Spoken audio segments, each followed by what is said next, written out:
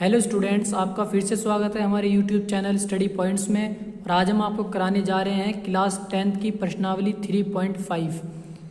इससे पिछली वीडियो में हमने क्वेश्चन नंबर 1 कंप्लीट करा दिया था और क्वेश्चन नंबर 2 में हमें दिया गया है। इसका फर्स्ट पॉइंट है ए और बी के किन मानों के लिए निम्न रैखिक समीकरण युग्म के अपरिमित रूप से अनेक हल होंगे। इस क्वेश्चन में हमें समीकरण नंबर 1 और समीकरण नंबर 2 दी गई है और कंडीशन भी हमें बता दी गई है कि समीकरणों के युग्म के अपरिमित रूप से अनेक हल होंगे। तो सबसे पहले हमें इन समीकरण में से a1, b1, c1 का मान निकालना पड़ेगा और फिर हमें इन कंडीशन को फॉलो करना पड़ेगा। तो चलते हैं अपनी समीकरण नंबर 1 की तरफ, जिसमें हमें दिया गया है 2x + 3y = 7। ये हमारी समीकरण नंबर 1 हमें दी गई है। इस समीकरण में हमें जो 7 है बराबर से हमें इधर लाना पड़ेगा। तो 2x + 3y और माइनस के 7 = 0। अब हमें इस समीकरण 1 में से a1, b1 और c1 की वैल्यू निकालनी होगी। जो वैल्यू आ जाएंगी, a1 का मान यहाँ पर 2 है, b1 का मान यहाँ पर 3 है और c1 का मान यहाँ पर माइनस के 7 है। पहली समीकरण में से हम a1, b1, c1 का मान निकाल लेंगे। अब दूसरी समीकरण पे चलते हैं। ये पूरी टर्म यहाँ पर प्लस की है, इसे इधर माइनस में ले आएंगे। तो माइनस में लाने के बाद आ जाएगा a - bx + a + by और ये पूरी माइनस में आ जाएगी 3a + b - 2 और इधर आ जाएगा 0। अब हम यहाँ पर भी a2, b2, c2 का मान निकाल लेंगे। a2 का मान होगा यहाँ पर हमारा x का गुणांक है a - b, तो a2 का मान आ जाएगा a - b, b2 का मान आएगा a + b और c2 का मान आएगा माइनस के 3a + b - 2। ये हमने मान निकाल लिए। अब हम देखते हैं अपने क्वेश्चन में कि हमें कंडीशन दी गई है कि समीकरण के युग्म के अपरिमित रूप से अनेक हल होंगे। इस कंडीशन में हमारा a1/a2, b1/b2 और c1/c2 सभी आपस में क्या होते हैं, बराबर होते हैं। तो हम लिख लेंगे, चूंकि हमें दिया गया है समीकरण युग्म के अपरिमित रूप से अनेक हल हैं। तो जो हमारी कंडीशन है वो आएगी a1/a2 = b1/b2 = c1/c2। हमने पिछली वीडियो में सारी कंडीशन समझा दी थी। तो जो अपरिमित रूप से अनेक हल होने की कंडीशन है वो कुछ इस प्रकार है। अब हम अपने जो मान है a1, a2 के, वो इस कंडीशन में हम रख देंगे। a1 का मान हमारे पास है 2, तो हम रख देंगे a1 की जगह 2 और a2 का मान है a - b, b1 का मान है हमारे पास 3 और b2 का मान है a + b, c1 का मान है हमारे पास माइनस के 7 और c2 का मान है माइनस के 3a + b - 2। ये हमने अपने मान रख दिए। यहाँ पर इस माइनस से ये माइनस कैंसिल हो जाएगा। इतना करने के बाद हमें क्या करना होगा, हमें इस टर्म को पहले इसके बराबर रखना होगा, तब हमारी एक समीकरण बन के आएगी और फिर इस टर्म को इसके बराबर रखना होगा, तब हमारी दूसरी समीकरण बन के आएगी। फिर उन दोनों समीकरणों को सॉल्व करने पर हमें a और b के मान मिल जाएंगे। बराबर रखने के बाद अब हम यहाँ पर क्रॉस मल्टीप्लाई करेंगे।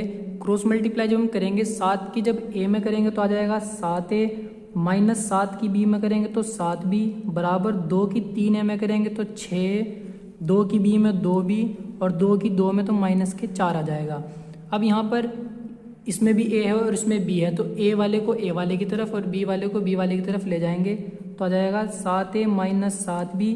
ये 6a इधर माइनस में आ जाएगा और ये 2b भी इधर माइनस में आ जाएगा और इधर बच जाएगा हमारे पास माइनस के 4।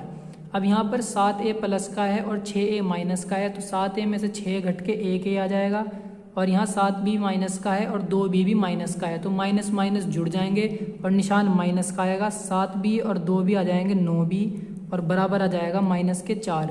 ये हमारी समीकरण नंबर 3 बन जाएगी। अब हमें जो b1/b2 की टर्म थी उसे अब इसके बराबर रखना पड़ेगा। यहाँ पर भी हमें अब क्रॉस मल्टीप्लाई करनी होगी। क्रॉस मल्टीप्लाई करने के लिए 3 की जब 3 में करेंगे तो यहाँ पर 9 आ जाएगा, 3 की b में करेंगे तो 3b, 3 की 2 में करेंगे तो माइनस के 6 आ जाएगा। इधर से 7 की a में करेंगे तो 7a + 7 की b में करेंगे तो 7b। यहाँ पर भी हमें समीकरण बनानी है, तो 7a को इधर 9a के पास ले आएंगे माइनस में और 7b को भी इधर माइनस में ले आएंगे। तो यहाँ पर आ जाएगा 9a plus 3b, 7a minus में आ जाएगा और 7b भी माइनस में आ जाएगा। ये माइनस का 6 हम बराबर से इधर ले आएंगे जो इधर प्लस में आ जाएगा। अब यहाँ पर 9a में से 7a जब माइनस करेंगे हम तो 2a आ जाएगा। यहाँ पर 3b प्लस का है और माइनस के 7 भी हैं तो घट जाएंगे, माइनस के 4b और इधर आ जाएगा हमारे पास 6। ये हमारी समीकरण नंबर 4 आ जाएगी। इस समीकरण को यदि हम 2 से भाग देते हैं तो यहाँ से 2 से 2 कट जाएगा, 4 भी कट जाएगा, 6 भी कट जाएगा और ये समीकरण थोड़ी आसान हो जाएगी, तो इसलिए इसे 2 से भाग देंगे। 2 से भाग देने पर यहाँ पर आ जाएगा a माइनस 2b और यहाँ आ जाएगा 3। तो समीकरण 4 हम इस समीकरण को बना लेंगे। अब हमारे पास समीकरण 3 है और समीकरण 4 है। समीकरण 3 ये है और समीकरण नंबर 4 ये है। अब हमें इन दोनों समीकरणों को हल करना है ताकि हम a और b का मान निकाल सकें। अब समीकरण को हल करने के लिए हमने 3 विधि सिखा चुके हैं। पहली विधि थी हमारी प्रतिस्थापन विधि, दूसरी विधि सिखाई गई थी विलोपन विधि और तीसरी विधि हमें इस प्रश्नावली में सिखा रहे हैं जो है व्रजगुणन विधि। अब हमारे क्वेश्चन में हमें यह नहीं कहा गया है कि हमें कौन सी विधि से इस क्वेश्चन को करना है, तो हम यहाँ पर कोई सी भी विधि लगा सकते हैं तीनों में से। इन तीनों में से हम विलोपन विधि लगा लेंगे जिससे हमारा क्वेश्चन ज़्यादा लेंथी नहीं होगा। विलोपन विधि लगाने के बाद हमने समीकरण 3 में से माइनस करना होगा समीकरण 4 को। समीकरण 3 है हमारे पास a माइनस 9b बराबर माइनस के 4 और समीकरण नंबर 4 है हमारे पास a माइनस 2b बराबर 3। अब विलोपन विधि लगाने के लिए हमें साइन चेंज करने पड़ते हैं। यहाँ पर माइनस आ जाएगा, यहाँ पर प्लस और यहाँ पर माइनस। अब 9b माइनस का है और 2b प्लस का है तो घटकर आ जाएंगे माइनस के 7b और चूंकि यहाँ पर दोनों माइनस माइनस के हैं तो माइनस माइनस के जुड़ जाएंगे, 4 और 3 माइनस के 7 हो जाएंगे और 7 जो है माइनस का है ये इसके अपॉन में चला जाएगा, माइनस से माइनस कैंसिल हो जाएगा और 7 ही कम 7। तो b की वैल्यू हमारी आ गई है 1। अब हम b का मान चाहे तो समीकरण नंबर 3 में रख ले चाहे समीकरण नंबर 4 में रख ले, हमारा a का मान आ जाएगा। b का मान समीकरण 3 में रख लेंगे। 3 में समीकरण 3 है हमारी a माइनस 9, b का मान रख देंगे हम यहाँ पर 1 और माइनस के 4। 9 ही कम 9 हो जाएगा, माइनस का जो इधर जाकर प्लस में हो जाएगा, माइनस के 4 और प्लस के 9। तो a बराबर आ जाएगा 9 में से 4 घटाकर 5। तो हमारे इस क्वेश्चन का जो आंसर है a का मान आ गया है 5 और b का मान आ गया है 1। यदि हम प्रतिस्थापन विधि लगाते या व्रजगुणन विधि लगाते तब भी हमारे आंसर सेम आते। क्वेश्चन नंबर 2 के सेकंड पॉइंट में हमें कहा गया है कि k के किस मान के लिए निम्न रैखिक समीकरण के युग्म का कोई हल नहीं है। इस बार हमें इस k का मान निकालना है और कंडीशन में हमें कहा गया है कि रैखिक समीकरण के युग्म का कोई हल नहीं है। ये भी इस पहले पॉइंट की तरह ही है, इसमें भी हमें a1 b1 c1 और a2 b2 c2 के मान निकालने होंगे। ये हमारी पहली समीकरण है जो हमें दी गई है। इसमें हमें मान निकालने से पहले इस 1 को इधर लाना होगा, तो 3x प्लस 5 और ये माइनस का 1 आ जाएगा और यहाँ से हम जब a1 का मान निकालेंगे, a1 का मान आ जाएगा 3, b1 का मान यहाँ पर y का गुणांक 1 है तो 1 आ जाएगा और c1 का मान भी माइनस के 1 आ जाएगा। अब हमें जो सेकंड समीकरण दी गई है वो दी गई है कुछ इस प्रकार, हमें दूसरी समीकरण दी गई है। इसमें भी हमें क्या करना होगा, जो यहाँ पर बराबर से इधर दिया गया है इसे इधर माइनस में लाना होगा। सबसे पहले तुलना करने से पहले हमें यह देखना होगा कि बराबर से इधर 0 होना चाहिए, तो हम बराबर से इधर हमेशा क्या लेके चलेंगे, 0 लेके चलेंगे। फिर अब हम इसकी तुलना कर लेंगे। यहाँ पर a2 का मान यानी कि x का गुणांक है 2k माइनस के 1 और b2 का मान है यानी कि y का गुणांक k माइनस के 1 और c2 का मान है यहाँ पर माइनस के ब्रैकेट में 2k प्लस 1। अब हमें जो क्वेश्चन में कंडीशन दी गई है वो दी गई है समीकरण युग्म का कोई हल नहीं है।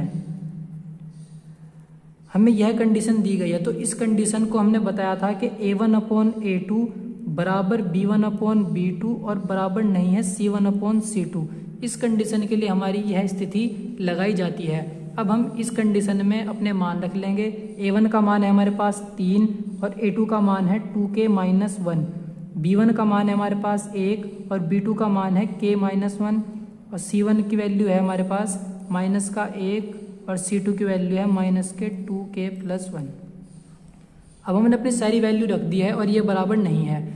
अब हमें इस के का मान निकालना है। इस क्वेश्चन में हमारे इतने की कोई वैल्यू मतलब इसका कोई काम नहीं है, सिर्फ हमें इसे इसके बराबर रखना है, क्योंकि ये इसके बराबर है और ये इसके बराबर नहीं है। हमें इस पोर्शन को इस पोर्शन के बराबर रखना है और हमारा यहाँ पर के का मान आ जाएगा। अब हमें यहाँ पर क्रॉस मल्टीप्लाई करनी होगी। 3 की के में करेंगे तो आ जाएगा 3k, 3 की 1 में करेंगे तो 3, 2k की 1 में करेंगे तो 2k और 1 की 1 में करेंगे तो -1। इतना करने के बाद इस 2k को 3k के पास लेकर आएंगे और -3 को इधर बराबर से इधर भेज देंगे। 3k ये 2k माइनस में आ जाएगा और ये -3 इधर प्लस में पहुंच जाएगा। 3k में से 2k माइनस करेंगे तो k बच जाएगा और 3 में से 1 घटाएंगे तो 2 आ जाएगा। तो जो हमारे इस पॉइंट का आंसर आता है वो k का मान आ गया है 2। क्वेश्चन नंबर 3 में हमें कहा गया है कि निम्न रैखिक समीकरणों के युग्म का प्रतिस्थापन तथा व्रजगुणन विधि से हल करें, किस विधि को आप अधिक उपयुक्त मानते हैं। समीकरण 2 दे रखी हैं, हमने प्रतिस्थापन विधि भी करा दी है और व्रजगुणन विधि भी करा दी है। तो इस क्वेश्चन को स्टूडेंट खुद से करें और स्टूडेंट खुद बताएं कि किस विधि को वह अधिक उपयुक्त मानते हैं, उनके हिसाब से कौन सी विधि ज़्यादा अच्छी है। यदि आपको हमारी वीडियो ये अच्छी लगी हो तो वीडियो को लाइक करें और चैनल को सब्सक्राइब करना ना भूलें।